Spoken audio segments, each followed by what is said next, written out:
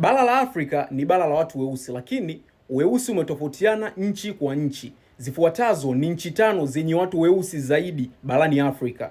Namba 5 ni Guinea Bissau. Hii ni nchi ambayo ina watu weusi kupindukia, lakini pia sifa yake inasemekana kwamba hiki ndo kitovu cha utakatishaji wa fedha, rushwa na mambo yote ya uhalifu barani Afrika. Namba 4 inashikiliwa na Uganda. Hii ni nchi ambayo ina watu weusi pia kupindukia. Ni wenye mashuhuda wakina Emmanuel Okwi, Alidi Aucho, Hamis Kiza Diego, watu kama hao. Namba 3 inashikiliwa na nchi ya Gambia. Hii nchi ipo ndani ya nchi ya Senegali. Kimsingi utamaduni wao na mtindo wao wa maisha hawajatofautiana sana na wa Senegali, lakini ilitenganishwa tu na mkoloni, lakini wapo vile vile. Ni miongoni mwa watu weusi kupata kutokea hapa ulimwenguni.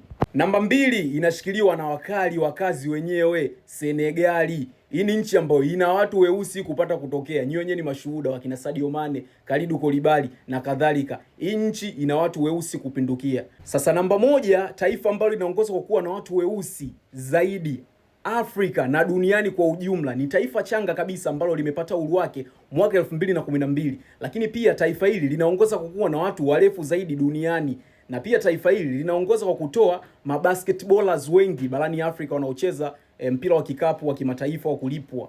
Na hili si taifa lingine, ni South Sudani ya Kusini. Hili taifa lina watu weusi kupindukia. Yani those niggas out there, they are super black.